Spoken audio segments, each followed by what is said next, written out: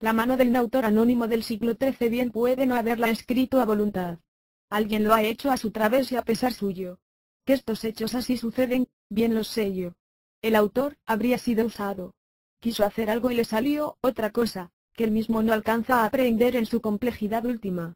La canción de los Nibelungos, y la herejía Bogomilo Cátara se ha creído que el autor de la canción de los Nibelungos, se pudo inspirar, como siempre en un convento benedictino, a pesar de ser un laico, y se da el nombre del convento de Lourdes, importante centro cultural de la Alta Edad Media. Su construcción se atribuye a la reina Ute del poema, suegra de Sigfrido, madre de Crimilda, de Gunther y demás reyes burgundios. En Lourdes, existe otra tumba de 2,40 metros, que también se dice ser la de Sigfrido, porque a esta villa Crimilda trasladó su cuerpo.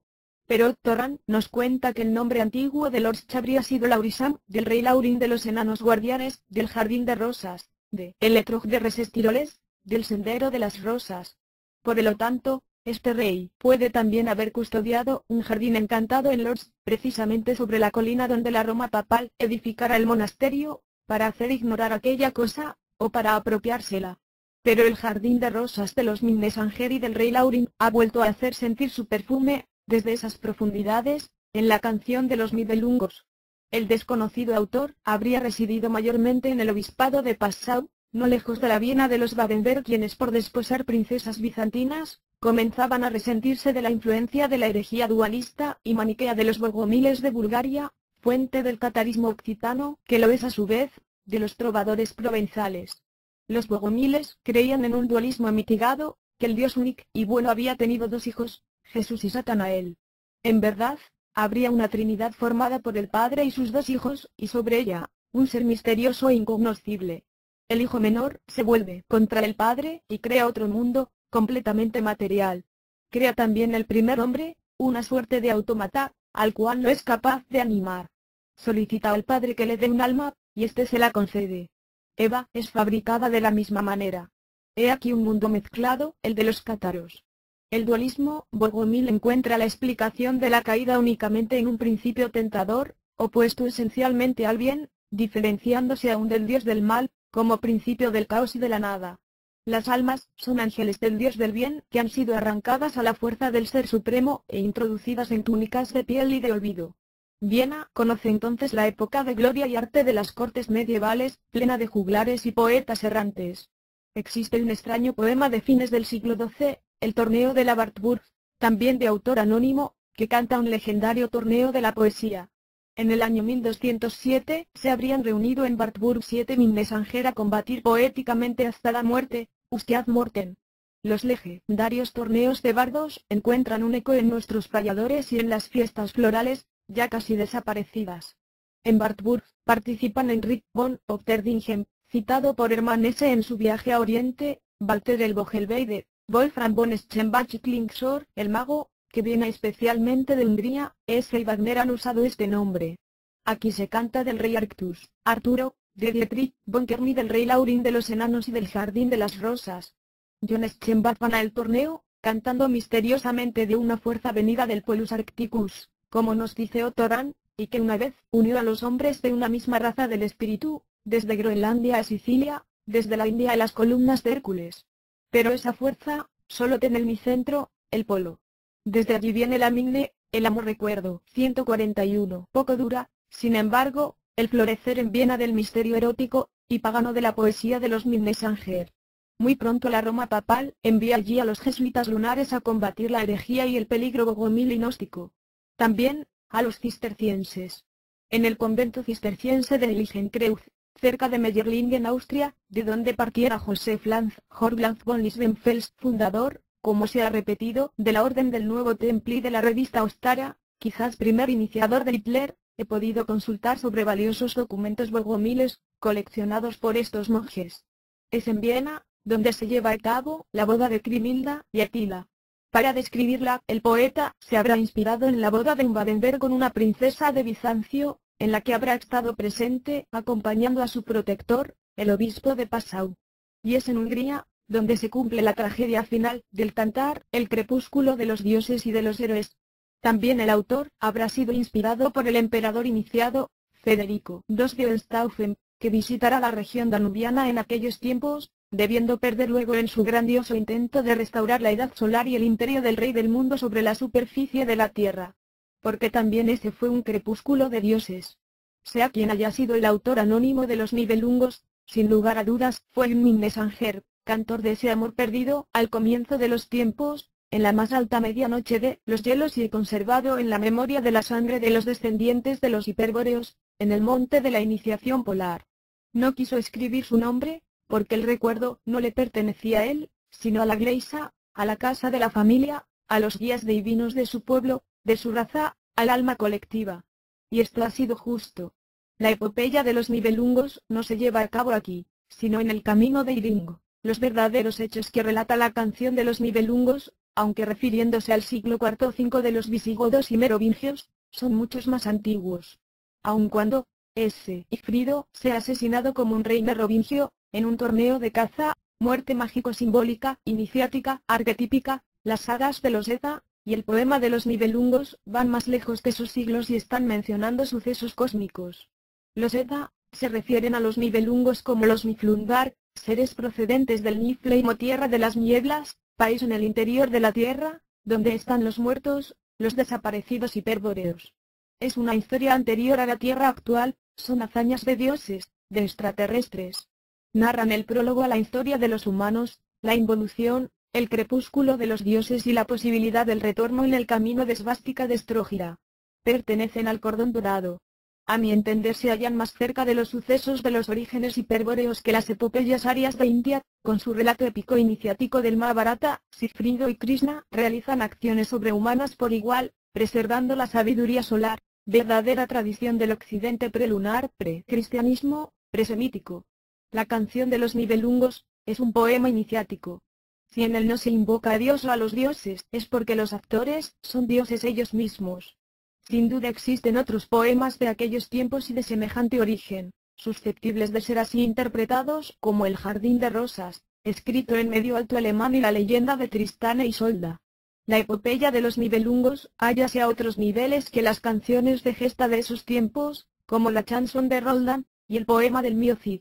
Así lo reconoce también su traductor español, don José Miguel Mínguez Sender, a pesar de su afán catolicista del que da tan buena muestra en sus comentarios y notas. 142. Que allí hay una clave, un trobar plus, un esoterismo que está haciendo referencia a algo más que acontecimiento puramente terrestre, nos lo indica ese héroe, Iringo, que en el cantar de los Nibelungos, es llamado el veloz, el incapaz de cometer traición. Para los antiguos germanos, la Vía Láctea era el camino de Iringo.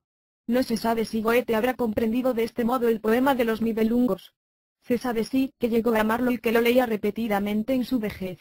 Los símbolos son demasiado inteligentes para ser racionales cuando vamos cayendo a un abismo y el cordón dorado de los orígenes casi ya no es visible, solo los mitos y los símbolos nos hablan de esa lejanía de dioses.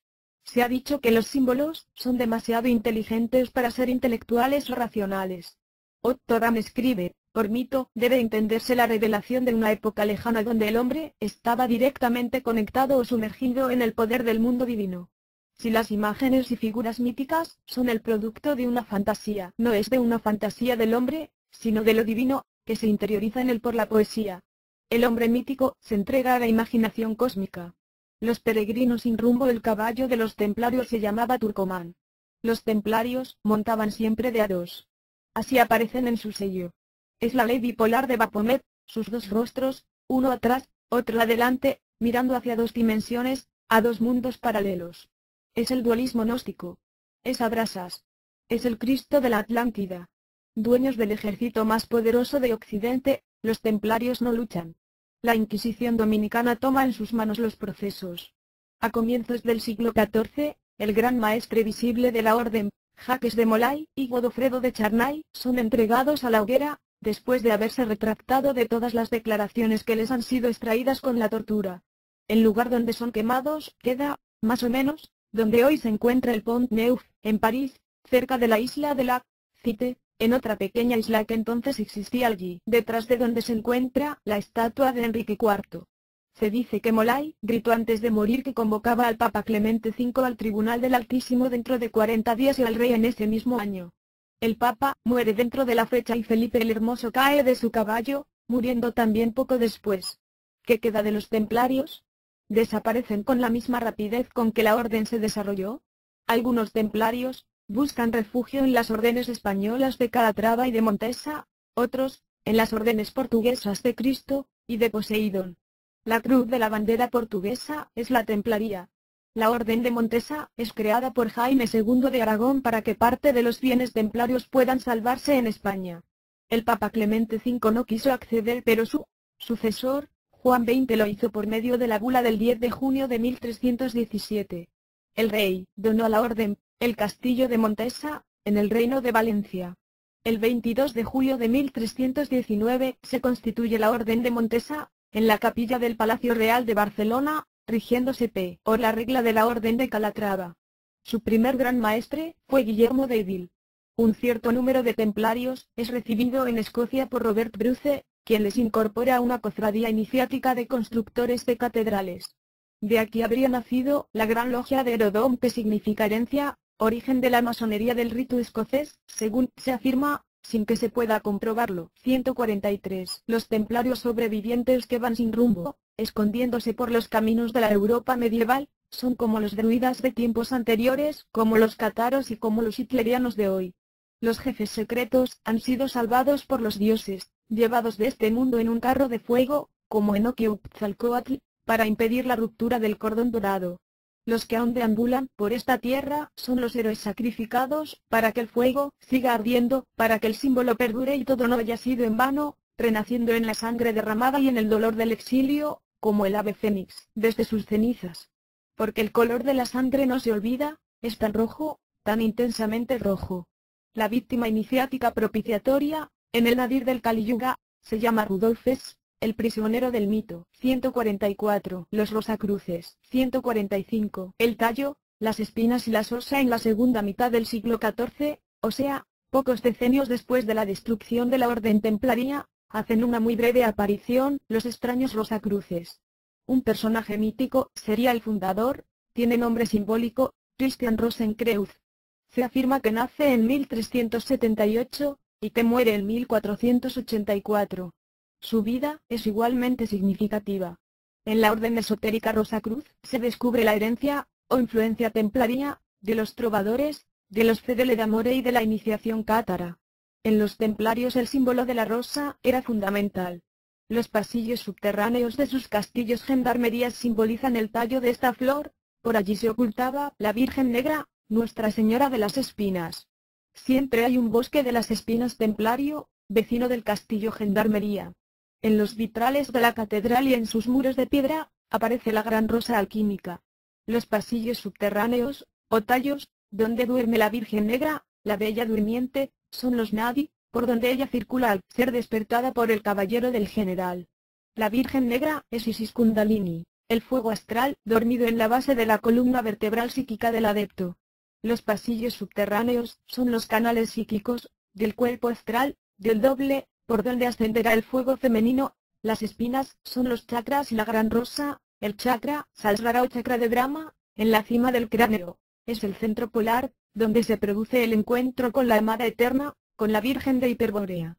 Es la última tule, punto del salto hacia el vacío insituable. Esta simbología templaria, de la iniciación del Graal, fue expuesta por mí en el Ella, libro del amor mágico, en su segunda y tercera parte, especialmente. La rosa es una creación de jardineros alquimistas persas. Tiene que ver con el sufismo. La rosa de Federico II venía de Oriente. La rosa florece en el punto de unión entre la vertical y la horizontal de la cruz. La vertical es lo masculino, es el cielo. La horizontal es lo femenino, es la tierra. La rosa los junta, y abre el camino del amor mágico, del Mysterium Conjunctionis, del Maituna tántrico. Entonces, los extremos cicla cruz se encienden y es la cruz roja de los templarios. Empieza a girar vertiginosamente y se transforma en svástica, destrógira, la del regreso, círculo de luz que no es solar, sino luz increada, luz de Venus, luz del polo, de la más lejana medianoche. La svástica, así, no es el símbolo del sol actual, sino del polo, del movimiento inmóvil, de la energía en reposo, el motor inmóvil, de Aristóteles, Bob, que es como el Purusa, de la filosofía Samkhya. Vedanta, Samkhya y Yoga de Patanjali, y los sistemas filosóficos hindúes son 6. Sin embargo, puede hablarse de dos como esenciales, el Samkhya, o dualismo absoluto, del que deriva el sistema clásico de la yoga de Patanjali, y el sistema de la Vedanta Advaita, o monismo absoluto, desarrollado hasta sus últimas consecuencias por Sankaracharya, 600 años después de comenzada la era cristiana en Occidente, más o menos simultáneamente con el desarrollo del sistema de la Yoga Tantra, tal como hoy se conoce. Para la Vedanta toda la creación es maya, tomada en sentido de ilusión, sin existencia real. Solo lo absoluto existe, solo el Atman. El dualismo Samkhya, por el contrario, afirma la existencia de dos principios irremediablemente opuestos, diferentes, Purusa, la conciencia, lo luminoso, lo eternamente impasible, y Prakriti, la materia, lo inerte, lo informe, lo oscuro. Prakriti se halla compuesta de 3 gunas en equilibrio. Cuando Purusa mira, por así decirlo, a Prakriti, se produce un desequilibrio de los gunas y se desata el río de las formas y los fenómenos de la creación. Purusa actúa como un catalizador, un detonador o un fecundador. Es importante imaginar que la fecundación de Prakriti, su desequilibrio, se produce por la mirada, y recordar la importancia que los trovadores daban a la mirada, en su iniciación de amor. Para los Fedele d'Amore y para Dante, la mirada, de la dama, de Beatriz, es el momento donde todo comienza. También en el esoterismo de Leonardo, en su extraordinario cuadro La Anunciación, donde el ángel preña a la Virgen con la mirada, como puede ser presentido por un observador iniciado. 146. El río de las formas y fenómenos en el trastorno de Prakriti, tras la alteración del equilibrio de sus gunas, su movimiento en el número, el nombre y la forma, ha sido llamado samsara. La Samkhya admite una caída, correspondiendo a vidya, ignorancia, oscurimiento, es decir, identificación. Purusa se identifica con el reflejo de sí mismo en el espejo de Prakriti, con el yocho de elementos del samsara y olvida el otro, el self, el sí mismo, el ser impasible, hecho de pura luz, el espectador. Arrastrado y contaminado por la corriente de los gunas, desconoce lo sagrado en sí, el augusto, el creador inmóvil que él mismo es, y se transforma en prisionero de yo soy eso es mío, aun cuando en su substancia, dicen los Samkhyas, él se mantiene tan puro e intocado como una gota de agua sobre la superficie lisa de una hoja de loto. Al parecer, hay muchos purusas, todos absolutos y separados en definitiva los unos de los otros, completos en sí. La caída, ilusión, u obsesión de avidya, se aplica aquí en nuestro planeta también al ser viviente, al hombre vivan. La yoga de Patanjali viene en su ayuda, indicándole el camino para el desapego de su conciencia luminosa, del self, es decir, para retornar a su centro, neutralizando las modificaciones y movimientos ilusorios, llamados vritti, oleajes, que el yo considera como suyos, como propios, pero que pertenecen a Prakriti y al desequilibrio de sus gunas. Así se alcanza mukti, la liberación. El hombre es ahora un jivan mukti, un liberado. Purusa retorna al kaivalya, a la profunda separación y diferenciación, por oposición al samadhi, o fusión en el Atman vedantino. Como se puede ver, la metafísica especulativa, Samkhya ofrece una explicación teosmológica dualista, como dualista es la explicación gnóstica, maniquea, cátara y templaria del universo. Introduce la diada Purusa Prakriti, espíritu-materia, para simplificar, en el lenguaje proximista de los tiempos, dos principios que se unen sin unirse, en millones de formas y maneras, una vez que ha sido roto el equilibrio de los gunas y que Prakriti, como lo femenino es fecundada, alterada, por el fulgurante reflejo de la mirada, de Purusa, lo masculino deviniendo el mundo manifestado de los nombres, números y formas. El amor de Shiva y Shakti. Los textos tantras, tantra significa también exponer, retoman el esqueleto teórico de la Samkhya, pero transforman su metafísica al modificarla en un punto esencial. Purusa es Shiva y Prakriti es Shakti. Ambos principios adquieren visible calidad masculina y femenina. La Tantra adapta, de algún modo, la idea arcaica de la gran diosa Triarya, Dravidya, Devi, la divinidad suprema, primigenia, tremenda, egea, mediterránea, y hace de ella el principio de la interpretación general del universo. Asimismo, Shiva es una divinidad anterior, terrible y arcaica, incorporada en el concepto védico de Rudra. La Tantra altera, además, el sistema en el sentido de que Purusa y Prakriti no son concebidos como dualidad primera y eterna. Son presentidos más acá de la creación, como de diferenciaciones, o formas de Shakti. A una corresponde Shiva, a la otra, Shakti misma, pero de un modo limitado, es decir, como la contraparte femenina de Shiva, como la mujer, la esposa, tomando nombres como Parvati, Urna, etc. En el panteón del hinduismo, la Shakti de la divinidad, que es, sobre todo, su potencia, como hemos dicho anteriormente. Shakti, así, tiene el doble significado de esposa y potencia. La creación, su obra, no es por esto maya, en el sentido de lo ilusorio, sino potencia. Se mantienen los atributos samkhyas dados a Purusa y a Prakriti. Shiva es el ser inmutable, el principio consciente, el Atman, el Self. Shakti es el movimiento, el cambio, el origen de toda producción, generación y vivificación. La Tantra reemplaza la idea de reflejo, o mirada, por la de fecundización. Purusa actúa como presencia catalítica, como la Dama, en los Veda de Amore, en la alquimia y en Dante como la Soror Mysticae. 147. En la Tantra es la unión sexual de Shiva y Shakti que da origen al universo, en el Maituna, coito mágico, en el amor sin amor, Shiva debe mantenerse impasible y solo Shakti tendrá que agitarse, actuar. Toda la creación nace de aquí, en sus aspectos estéticos, dinámicos, estables, inmateriales, materiales, conscientes e inconscientes. Las formas de la creación son las diferentes posturas del juego sexual de Shiva y su Shakti, como pueden verse en los muros de los templos de Khajuraho. La esposa, ella, es activa, Shiva, él mantiénese lejano, concentrado en sí mismo, adentro y afuera, gozando y aparte del goce, para siempre ya, abrazado por su Shakti y abrazándola, intocado dentro del frenesí de la amada, del fuego y la pasión. Así debe ser en principio también para el hombre semidivino, donde existe la semilla Shiva, que ha sido oscurecido, identificado, parcialmente por la pasión de la Shakti externalizada, de carne y hueso, perdido e incorporado en el amor físico, seducido, arrastrado, envuelto en el noyo de la creación. La Yoga Tantra viene también en su ayuda.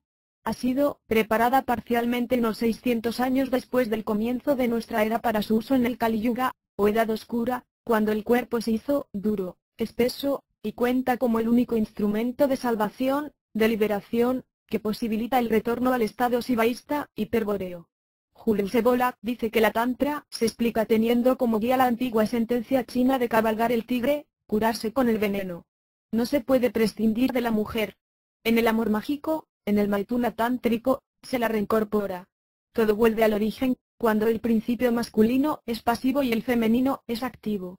La potencia es reintegrada en lo masculino, la Shakti entra en Shiva, la mujer en el hombre.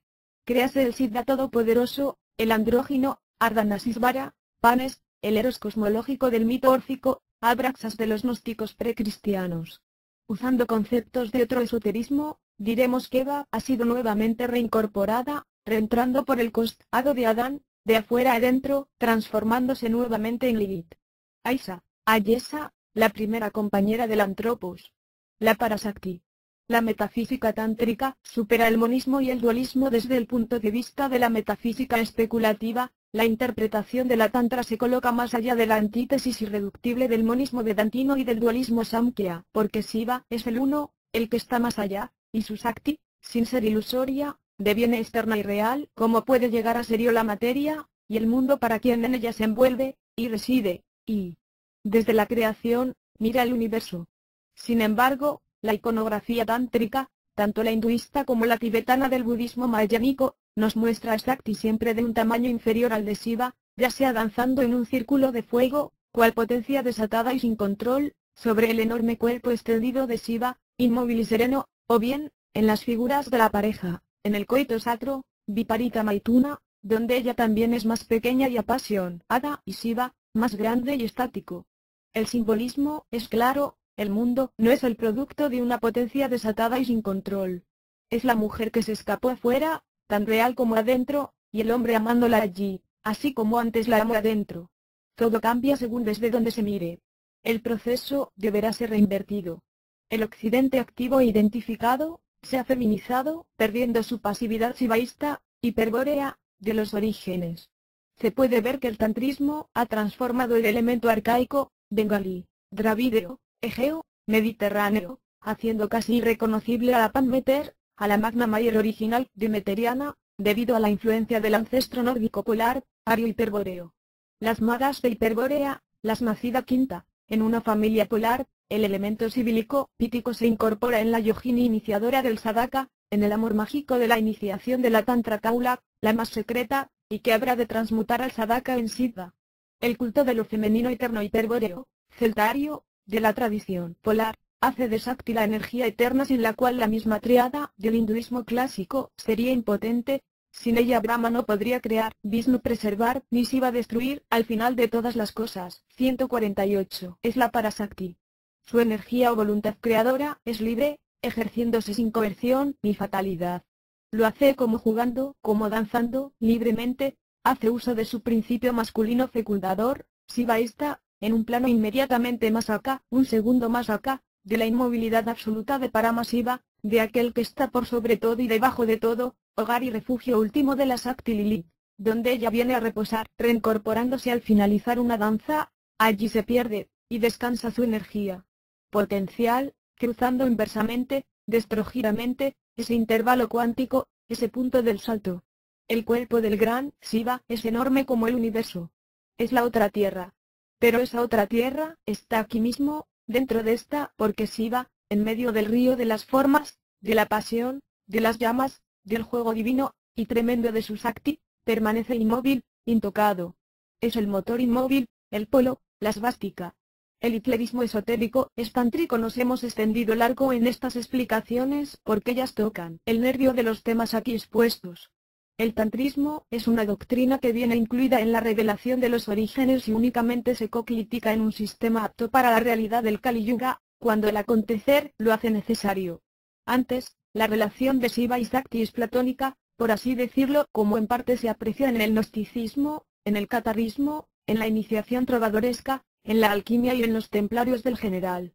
Sin embargo, la base última, la tela fundamental del druismo iniciático, del esoterismo cátaro, de los Minnesanger, de los Fedeledamorre, de los templarios y del hitlerismo esotérico, es el tantrismo. Como lo dijéramos, ha sido la yoga tántrica fundamentalmente, en alguna forma occidental.